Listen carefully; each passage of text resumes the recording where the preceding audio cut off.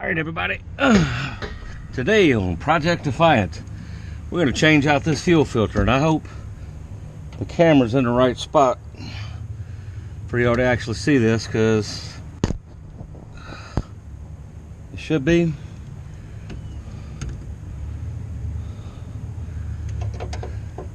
What we got to do is very simple. Take this bracket off, pop these two lines off, disconnect tool right here, and change the filter. Alright, so we're gonna see if it's as easy as 1, 2, and 3. Let me reposition this light if I can. That's one way to reposition it. Just want to try to get everybody a little angle shot if I can without having the light in the way.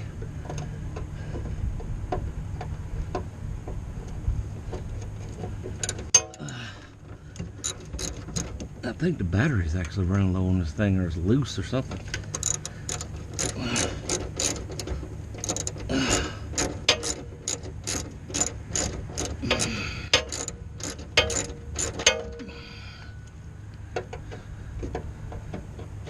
Alright.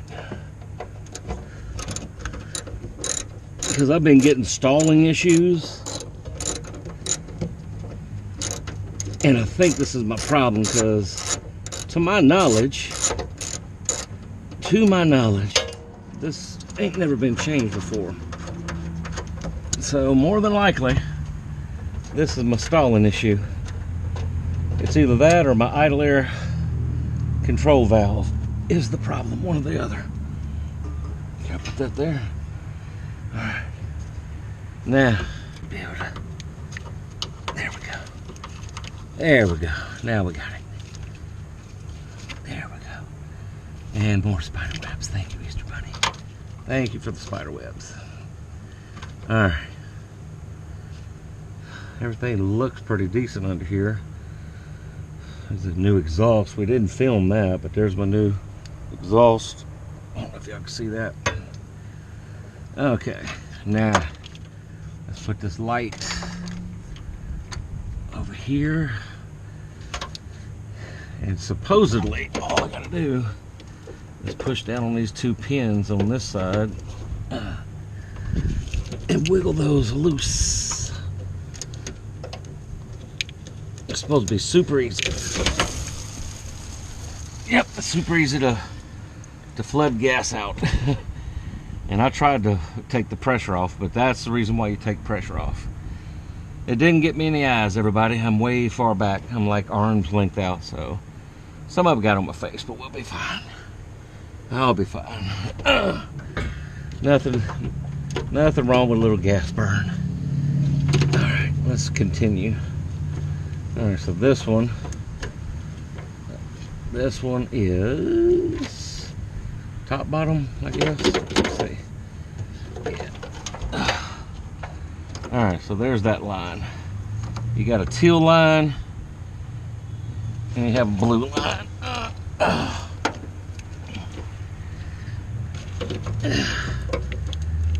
I need to be able to turn that so I can push those pins.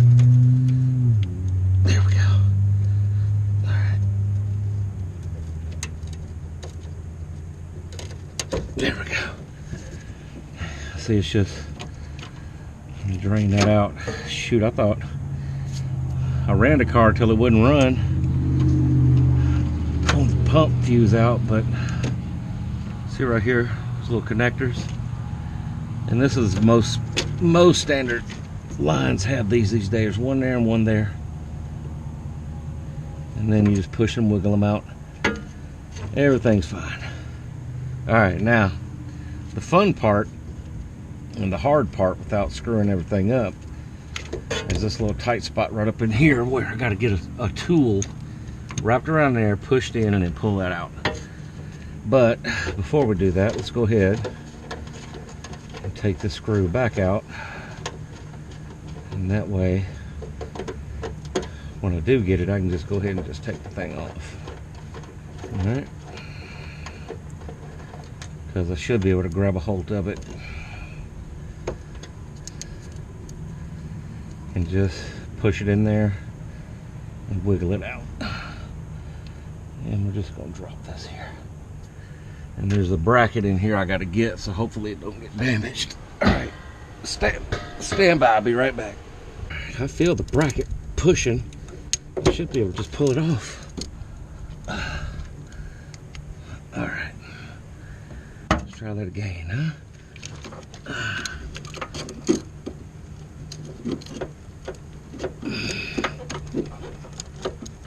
There we go.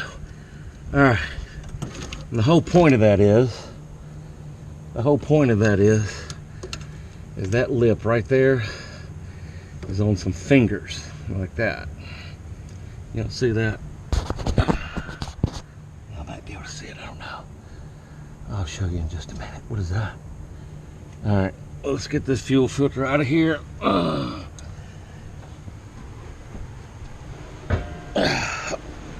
Try not to touch the car with this fuel. That's fuel. I need to go wash that off. I'll be right back.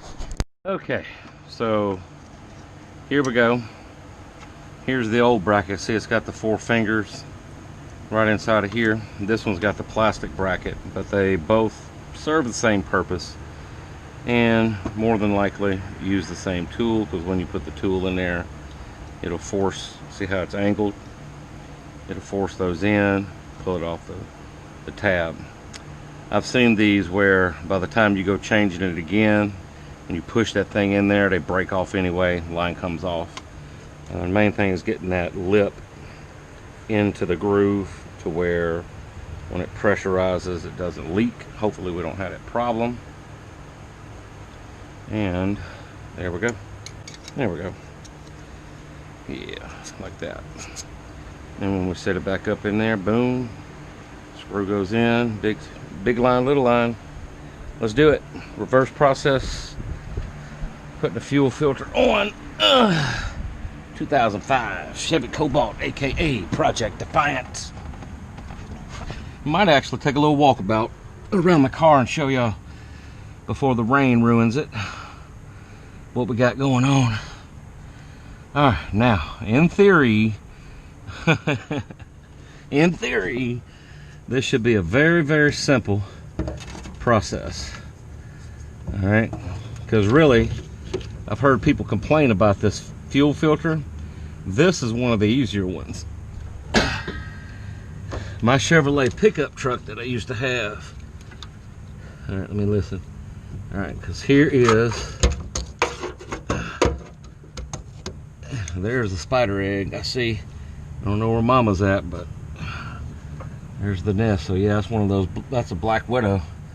I made posted up shop in my car. All right, so let me. Where can I put this where I can actually have maximum light? Here. No, we're gonna find out. All right.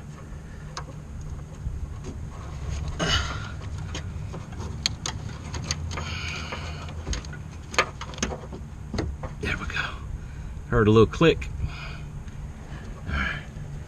This is dang near in the right spot. So let's put this back up here where we had it. All right. Yeah, that's almost perfect. Let me back this up just a little bit. There we go. Where is it? Help me find it, everybody. Where is it? There it is. You see it? Right where I left it.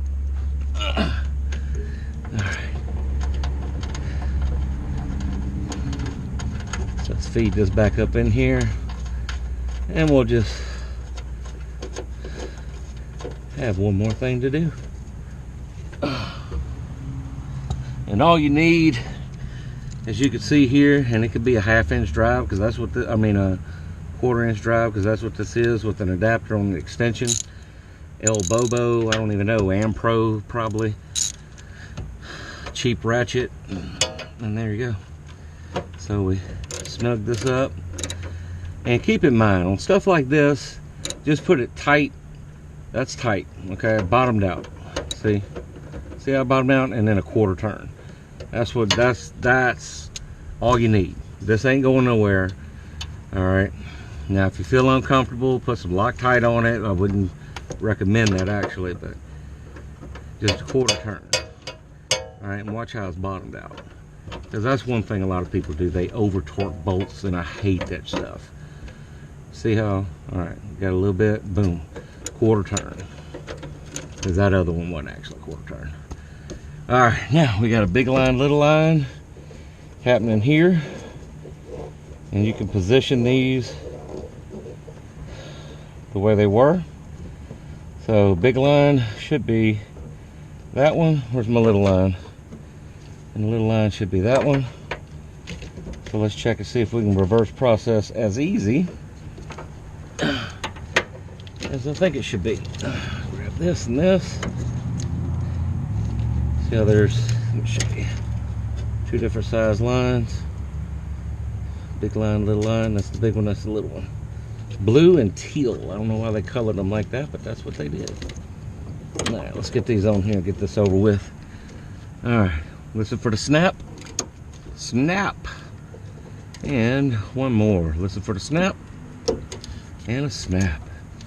Now, don't forget, we did take these looms down to make life easy, so let's go ahead and get this one back off. We'll snap it back in place. There we go. One and the other. And that'll keep those secure. Make sure I'm snapping that in the right spot. And the other. And there we go. And we ain't got to worry about anything falling. Now, before we're done, before you get off your jacks and everything else, always, and I mean always, whether it's an old school, new school, whatever it may be, always do a test run on the car before you call it. All right. And there we go. Snug in the quarter turn. Get up, fat man, get up. All right. As you can see, everybody, whew, look at the car. That is absolutely flipping gorgeous. Gorgeous.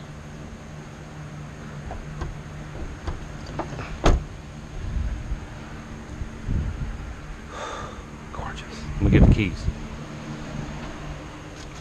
I got some paint that we're going to be doing some painting with here soon. All right, now let me make sure everything is going to work.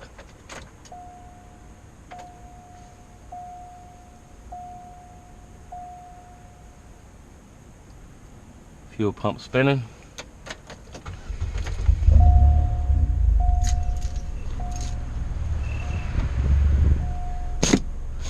Brand new seat covers. Oh yeah, you hadn't seen the inside. Here's the seat covers. Of course, we got to do all this next. Redo this carpet. I'm thinking about taking all that out and Raptor liner in the inside of the car. Door panels will be after the, or actually window tint, then the floors, then the door panels and all that. So, but right now, I'm gonna let this run for a few moments. And of course, I do have my car up on a block, and that's all you need. That's stock lift on the back. So you see I got about a 3-inch block, maybe. Yeah, it's about 3 inches, I guess. And on the other side is just some carpet that's balled up like this. Anytime I change carpet out in the house, I just put it out here. That's an ingenious idea, Craft House. And it keeps it from eroding and getting muddy and all that good stuff. It still gets wet, but keeps it intact. We're gonna be getting new tires this coming up week. And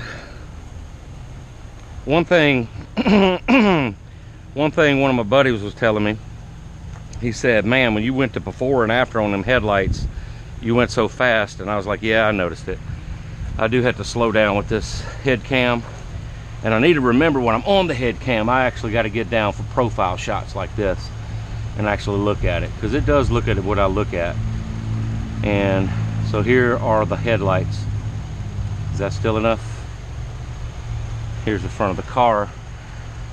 I know we haven't really gotten any really close-up profile shots, but look how the Raptor liner is. This is fully cured and a protectant's been put on it. I'm gonna have to strip it down on a couple of places that we're gonna be doing some paint jobs on.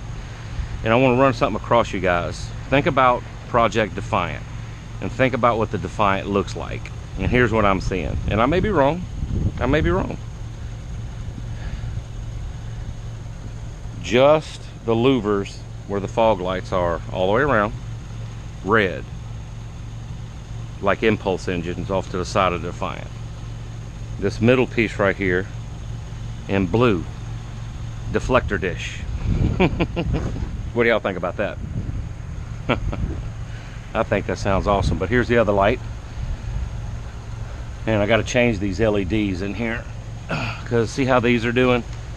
When those aren't flashing, they're solid, but they're accent pieces. But there you go.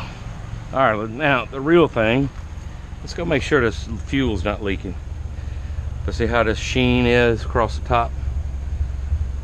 That Raptor liner really came out nice. The only thing screwing this whole profile up are the tires and wheels and the window tint. All the rest of it's extra. All right, so let's crawl up under here and make sure we're not leaking, and then we'll end this video. Whew. I don't see fuel pulsating out from under here, so we're good. I don't even see any drips, so that's good. Yeah, looks like we're good to go. And that is how easy it is to change a fuel filter on a Chevy Cobalt, because they all should be pretty close to the same. I think the SS's are in a different little spot, but on the supercharged ones. But this one, most standard Cobalts, LTs, LS's, 2-door, 4-door, should be located back here. As you can see, the gas tank. Here's the neck that goes up. And you know what? Here's something else I want everybody's opinion on. We'll look at this later in a different video, because I don't want this to be any longer than it has to be. I'm thinking about going back with the lowering springs back here. You're getting beefier shocks and going back with the lowering springs. I don't know if y'all remember what it looked like. I'll have to find a picture and post up. We'll talk about that later. All right. So anyway, fuel filter changed out. Project Defiant today. And the journey continues. At the craft of the mind, go out there and have some fun. Woo! Uh-oh, mosquitoes woke up. Gotta go. Woo, gotta go. Okay. I see it all now.